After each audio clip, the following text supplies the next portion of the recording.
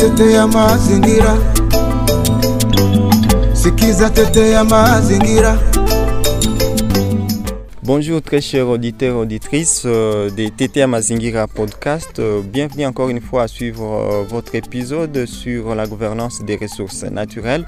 Aujourd'hui, nous allons parler de l'implication des jeunes dans la protection de l'environnement avec des jeunes de l'organisation Waza and Act. Avec ces jeunes, il sera question de parler de la lutte contre les déchets au niveau du lac Kivu, plus particulièrement au bord de ce lac dans le marché de Kituku. À la présentation de ce podcast, je suis Daniel Makassi depuis Goma dans l'est de la République démocratique du Congo. Au sujet de la problématique des déchets dans les lacs Kivu, il a été organisé une activité de sensibilisation communautaire pour voir de quelle manière les commerçants dans le marché de Kituku peuvent s'impliquer dans la lutte contre les déchets au bord et dans les lacs Kivu. On écoute ici ces reportages.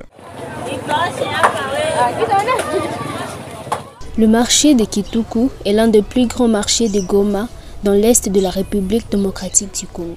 Ce marché est situé dans la commune de Goma. Ouvert chaque lundi et jeudi de la semaine, le marché de Kituku est moins mouvementé durant les autres jours de la semaine. Ce marché de Kituku est un endroit où l'on peut trouver un peu de tout, des fruits, des légumes frais, des vêtements et des articles ménagers. Il est également un lieu de rencontre important pour les habitants de Goma et ceux de territoire de Masisi au nord Kivu et d'autres villages de la province du sud Kivu. Le marché de Kituku est animé et bruyant. Entre les cris des pêcheurs, des frétins et ceux des vendeurs de légumes qui attirent leurs clients, l'ambiance est vive.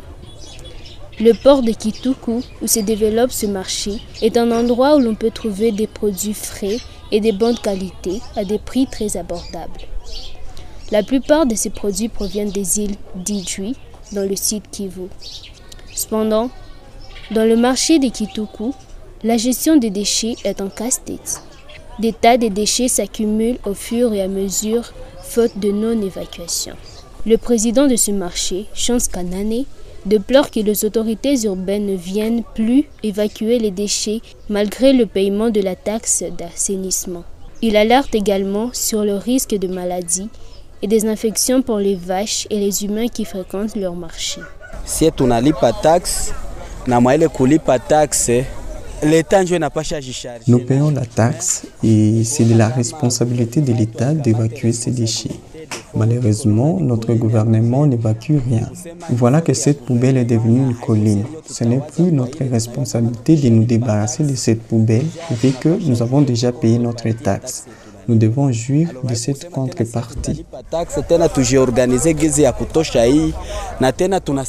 Nous aidons l'État en balayant le marché. C'est déjà une action suffisante. Nous ne pouvons plus évacuer la poubelle à la place de l'État. Normalement, ceci est un marché communal. Nous payons ici des taxes de la province, de la mairie et de la commune. Certaines femmes vendeuses au marché ont également exprimé leur inquiétude. Elles craignent que le déchet contamine les denrées alimentaires qu'elles vendent. Ces femmes déplorent également les mauvaises conditions hygiéniques dans ce marché de Kituku. Selon elles, les infections urinaires et d'autres maladies telles que la fièvre typhoïde sont fréquentes chez les vendeurs dans ce marché.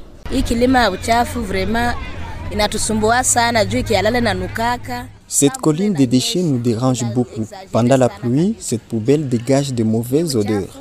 Des restes de produits pourris y sont jetés. Et les personnes qui ne vont pas dans des WC font ici leurs grands besoins.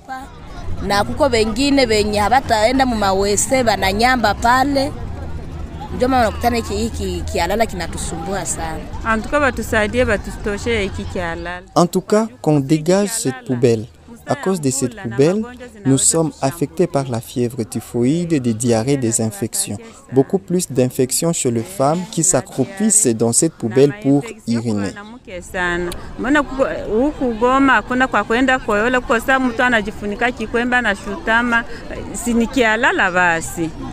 Mainfektion zinapatoka za mingi. Le marché est divisé par cette poubelle. Cette poubelle, non seulement elle sent mauvais, elle dégage aussi des asticots. Le maire à l'intérim de la ville de Goma, le commissaire supérieur principal Faustin Kapens, a été contacté par téléphone, mais il n'a pas été en mesure de répondre directement aux questions. Il a simplement indiqué qu'il était au niveau de l'aéroport. Ce 1er août 2023, l'association Waza in Act a réalisé une activité d'assainissement au niveau du marché des Kituku. Au cours de cette activité, les membres de cette organisation ont collecté des déchets, une façon pour montrer l'exemple aux commerçants sur la bonne gestion de leurs poubelles.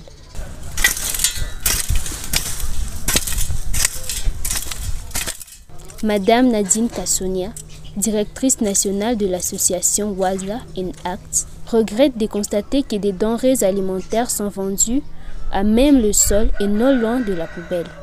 Elle demande à l'État congolais à plus de redevabilité auprès de commerçants qui payent leurs taxes d'assainissement. Tout le monde qui paie les impôts et taxes, qu'ils essaient de se dire en soi, mais si je paie les taxes et la personne qui perçoit les taxes, qu'il soit à mesure de faire un geste concret aussi en évacuant la poubelle.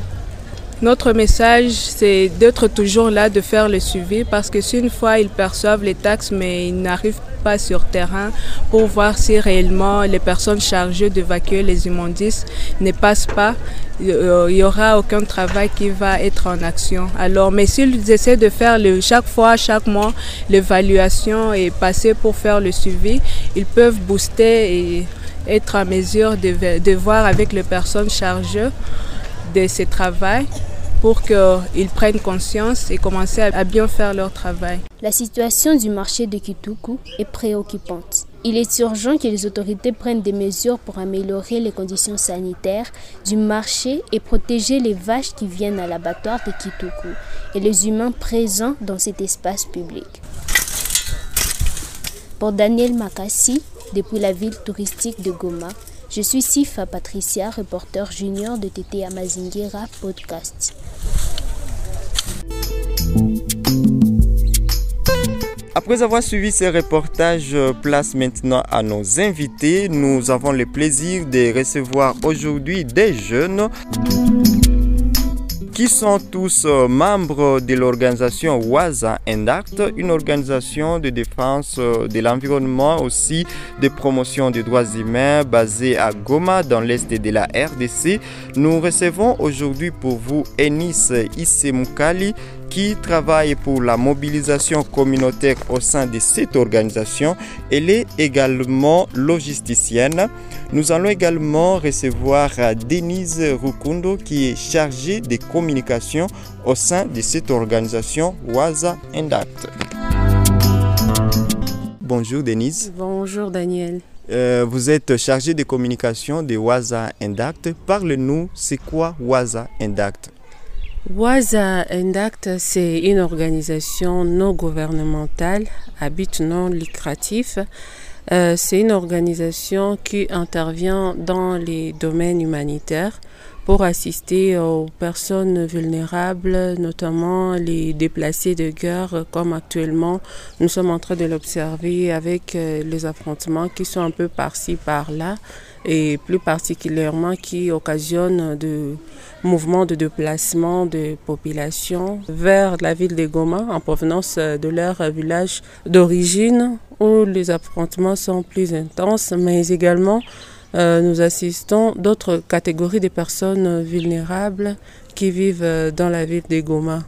Et nos actions s'orientent dans la défense des droits humains et le plaidoyer des personnes victimes de violences sexuelles aux autorités qui sont concernées dans l'intervention de ces cas. Oui, en ville de Goma, vous êtes également impliqué dans la conservation de la nature. Vous avez organisé une activité de sensibilisation auprès des commerçants du marché de Kituku sur la lutte contre les déchets dans les lacs et au bord du lac. Pourquoi vous êtes intéressé par cette question de la préservation de l'environnement? Nous nous sommes intéressés à cette question comme je l'ai dit tantôt, nous intervenons dans la défense des droits humains. Alors parmi les droits humains, il y a aussi la protection de l'environnement parce qu'on ne peut pas normalement vivre dans un environnement qui est malsain. Alors c'est sûr, c'est que nous nous sommes dit pourquoi ne pas commencer d'abord chez nous. Nous avons des personnes qui parfois sont insouciantes de leur environnement, qui sont insouciantes de leur développement, du développement de leur communauté. Alors nous nous sommes dit que c'est mieux de commencer d'abord ici chez nous, en préservant d'abord notre environnement. C'est pour cela que nous avons ciblé le marché de Kituku où nous observons il y a plus de déchets et il y a peut-être des gens qui sont inconscients, qui se disent que c'est le gouvernement qui doit faire ça pour nous. Alors nous avions juste eu l'idée de conscientiser cette population, cette communauté, de savoir comment se prendre en charge pour protéger notre environnement. C'est depuis 2011 que vous êtes déjà en activité à Goma. 12 ans après, quels sont les défis auxquels vous êtes toujours confrontés? Les défis ont été nombreux jusqu'ici parce qu'il fallait s'organiser, il fallait trouver les fonds pour organiser des activités. Et par moments, on n'était pas vraiment toujours en activité. Parce que ça demandait l'implication de tout le monde avec des moyens qui pouvaient être parfois très limités. Cela a été une des causes des défis majeurs que nous avons pu observer depuis 2011 jusqu'à ces jours. Mais cela ne nous a pas découragés. Nous continuons à faire de notre mieux pour apporter un peu plus au changement de notre pays. Comment est-ce que vous estimez entreprendre dans l'avenir pour ce qui est de la protection de l'environnement? Pour ce qui cadre avec la protection de l'environnement, c'est que nous envisageons de faire et nous envisageons de continuer à faire, c'est nous focaliser plus dans la sensibilisation de notre communauté pour que chacun parvienne à intégrer cette responsabilité de protéger l'environnement en soi. Donc nous avons besoin que cet aspect-là environnemental puisse être une partie intégrante de la vie de tous les jours de tout citoyen congolais. Parce que les changements doivent toujours commencer par nous.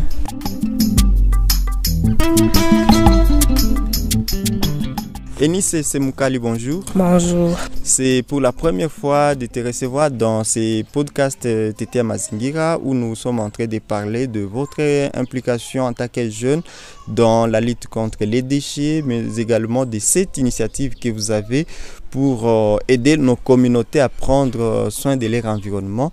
Parlez-nous un peu de comment est-ce que vous vous impliquez personnellement ici à Goma. Ici à Goma, l'organisation Waza Indact s'implique dans plusieurs domaines. Souvent on fait des activités au sein de camps de déplacés, spécialement à Rosayo et à Kanyaruchinya.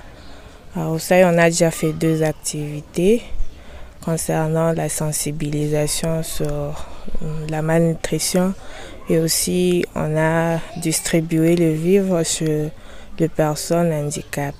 Depuis que vous êtes sur terrain, au contact avec ces personnes déplacées, quels sont le plus souvent les besoins que vous avez beaucoup plus documentés auprès de ces personnes?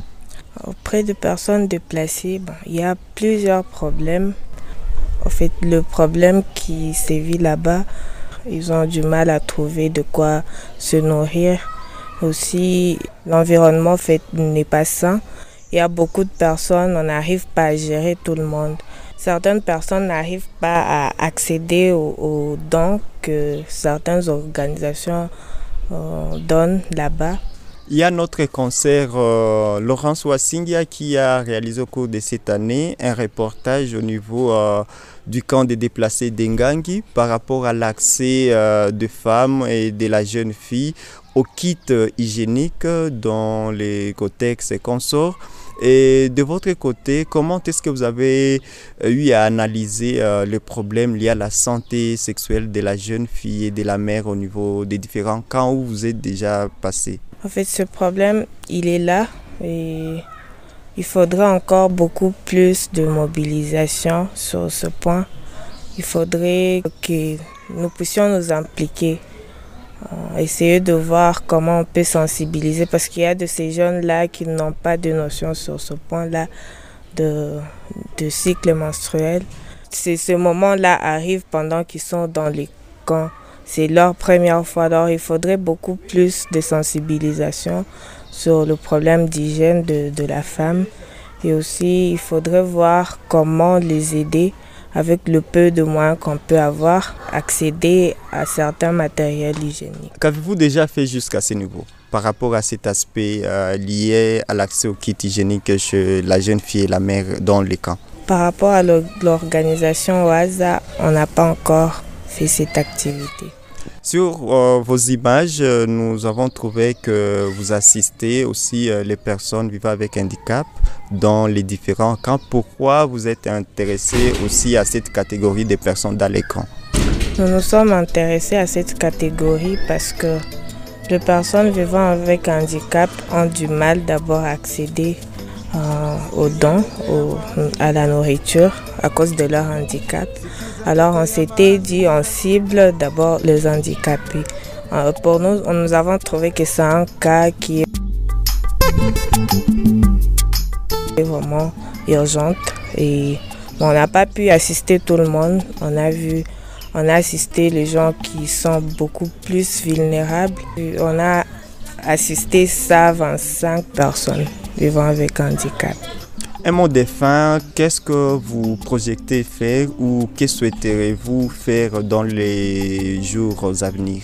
Dans les jours à venir, on souhaite aller beaucoup plus loin.